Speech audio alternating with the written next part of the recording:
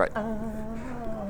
Hi, Ryan Garrett here at Eurovision Ireland, reporting on behalf of RTE. We have just had Molly from the UK singing Children of the Universe. So I just thought, you know, since we have so many people in the UK who follow us, let's get 3 British people out here to talk about what they felt the actual song was like.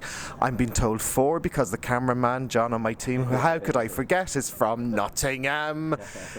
So let's start off. I've got Luke Fisher, Jodie West, Eurovision Rosé. Roy Delaney. Guys, Molly just had her first performance. Problems with the first run through with her earpiece. Yeah. But we went from a little bit of sort of worry to full orgasm in the press conference. Would I be right in saying that? Pretty much, yeah. Absolutely. I've never seen applause and cheers like that for a first rehearsal for the UK. That was a really good reaction by most of the journalists in the press centre there. She's competent. She's really competent. It's a first run through, and oh my God, there's an excitement building now behind her. I'm excited. Are you excited, Luke? I am. I don't get excited very often, actually. It was that awful moment. I can see. Awful moment this morning when you're thinking, just don't mess it up. Just please be good, be solid, don't mess it up. And actually, they'd used it as a proper rehearsal. They had the drummer at one point behind her. Then they said, actually, you go over there a bit and we'll film it slightly sideways on and see what that looks like. Oh, that looks better. We'll stick with that.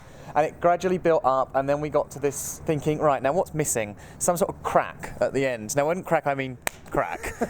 And then we get this Azeri sort of style pyro curtain comes right in on the faux key change. And it did it. Yeah. To me, the pyro is at the end. I can see the credits rolling up potentially at the end of the final in the Eurovision.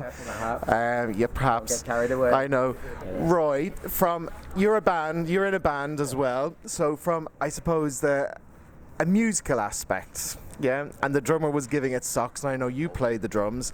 How did you think musically the performance went? I think they've gone for like a festival style performance. You can see the drummer in the background. It feels like an excerpt from a gig. But you forget there's no guitarist on stage, so it's feeling like a live event.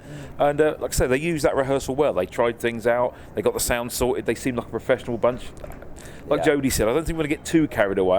I'll be more happy with the left side of the scoreboard rather than I don't think we quite got the winning legs in us, but you know, it's good, wasn't it? It's really good. We're not embarrassed at this Absolutely. point. Absolutely. I'm saying definite left-hand side and top 10. Can we think about top 5? And we can even think about higher. There's some lovely shots. They've chosen the camera shots very wisely on the breaks, and some of the long shots really, really work and add to the song. And like you were saying, they've moved the drummer. He was directly behind her in the first run through. It didn't work, and they've just made the balance of the staging much better. And yeah, it's a proper rehearsal. It's competent, and I'm really excited and happy.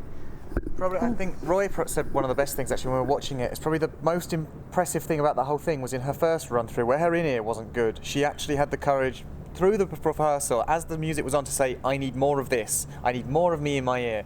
As opposed to, I'll just tweely go through this and ask nicely if they'll change it after. We've got someone here that's going to make sure it's right, and I think, you know, probably with Guy Freeman behind you, you would feel that empowered to go and do it. She absolutely said she wanted to get the sound right. That was her priority, and she's got the sound right. She's confident, and the delegation can work around the other things like the camera shots. I think what people forget with this, the first one's the sound check, is the technical. It's not so much for the artist, it's for the crew, and but she still did a pretty good job and an impressive job on it. So I've got confidence we're going to do all right this year. That looked like a second rehearsal towards the end there, to be honest. Well, just you got to hope they go back to the viewing room now and think, yeah, that was a good change, not just undo all the things we saw at the end.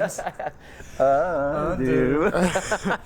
Well, I can possibly say that UK have a really good chance of qualifying. I would make a bet on that one, okay?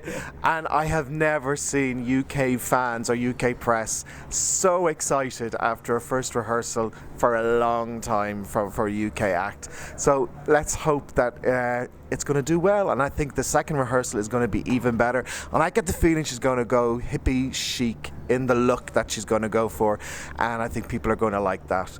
So everybody, thanks for following us. And actually, just before we go, can you tell us what websites that you're on, Roy? I'm at Eurovision Apocalypse, which is really cool. On Europe.biz. my little blog. Sorry, Phil's little blog. He'll kill me. And they've been helping us here at Eurovision Ireland. And you will have seen Luke before, and he's in a new role. So yeah, I'm unattached this morning in my capacity as liking the UK song. So Junior Eurovision.tv and all other 36 songs are equally as wonderful.